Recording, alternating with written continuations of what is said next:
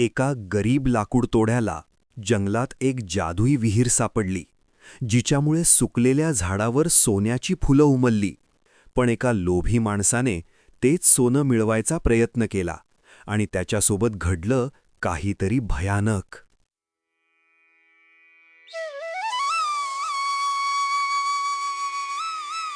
एका छोट्याशा सुंदर गावात गणपत नावाचा एक गरीब पण प्रामाणिक लाकूडतोड्या राहत होता. त्याच्यासोबत त्याची पत्नी लक्ष्मीही राहत होती. दोघांचे जीवन खूप साधे होते, पण ते प्रामाणिकपणे जगत होते. दररोज सकाळी लवकर उठून गणपत आपली कुऱ्हाड घेऊन जंगलात लाकडे तोडायला जात असे. तप्त उन्हात गणपत दिवसभर मेहनत करत असे. घामाने त्याचे अंग भिजत असे, पण तो कधी हार मानत नसे. संध्याकाळी तो ती लाकडे गावाच्या बाजारात विकायचा, पण त्यातून त्याला खूप थोडे पैसे मिळायचे. गणपत आणि लक्ष्मी एका छोट्याशा झोपडीत राहत होते. गरिबी होती, पण त्यांच्या आयुष्यात समाधान होते. एके दिवशी लाकूड शोधत शोधत गणपत जंगलाच्या एका अशा भागात पोहोचला जिथे तो याआधी कधीच गेला नव्हता. अरे, मी या जंगलात आधी कधी आलो नव्हतो. तिथे त्याला दगडांनी बांधलेली एक खूप जुनी विहीर दिसली. त्या विहिरीजवळ एक पूर्णपणे सुकलेले झाड उभे होते. गणपतने विहिरीत डोकावून पाहिले तर तळाशी काहीतरी चमकत असल्याचे त्याला दिसले. हे काय चमकत आहे? कुतूहलाने गणपतने एक दोरी बांधली आणि तो हळूहळू विहिरीत उतरू लागला. जरा जवळ जाऊन पाहतो. विहिरीच्या तळाशी त्याला एक तेजस्वी चमकणारी कुऱ्हाड दिसली. वाह, ही कुऱ्हाड किती चमकत आहे. जशी गणपतने ती कुऱ्हाड बाहेर काढून जमिनीवर ठेवली तसा एक मोठा चमत्कार झाला.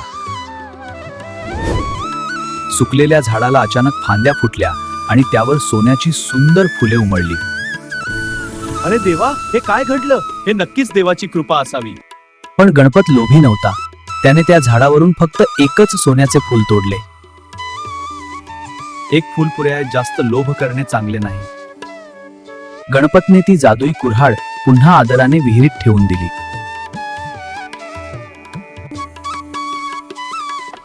ही शक्ती जंगलाची आहे, ती इथेच राहू दे.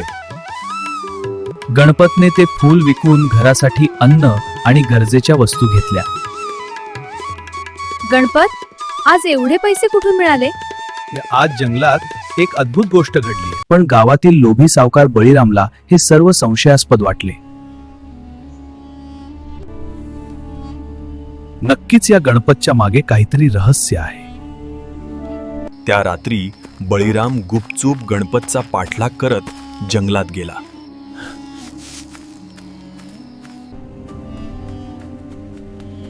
आज मला त्या सोन्याचा रहस्य मिळणार. एका रात्री बळीरामने गणपतला गाठून सर्व सत्य वदवून घेतले. गणपतने भोळेपणाने सर्व काही सांगितले. अगं, तो गणपत मूर्ख आहे. त्याने फक्त एक फूल आणलं. मी आज रात्रीच ते सोन्याचं झाड घेऊन येणार. मग आपल्याला कधीच काम करावं लागणार नाही. हो, ती चमकणारी कुऱ्हाड पण घेऊन या. मग रोज सोन्याची झाडं बनवू. मध्यरात्री बळीराम आणि त्याची पत्नी मोठ्या गोण्या आणि फावडी घेऊन त्या जुन्या विहिरीपाशी पोहोचले. सोन्याचे झाड पाहून बळीरामच्या डोळ्यात लोभ चमकू लागला. सगळी फुले तोडून घे. आजपासून सगळं सोने आपला. बळीरामने जादुई कुऱ्हाड मिळवण्यासाठी विहिरीत उडी मारली.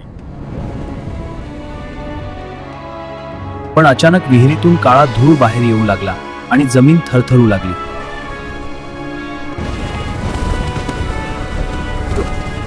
हे काय होतंय? अचानक जंगलात एक दैवी आवाज घुमला. वनदेवता प्रकट झाली.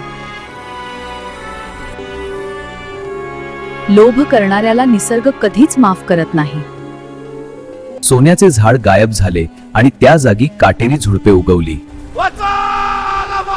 घरी पोहोचल्यावर बळीरामने पाहिले की त्याचे सगळे सोने कोळशात बदलले होते. माझं सगळं सोने संपलं.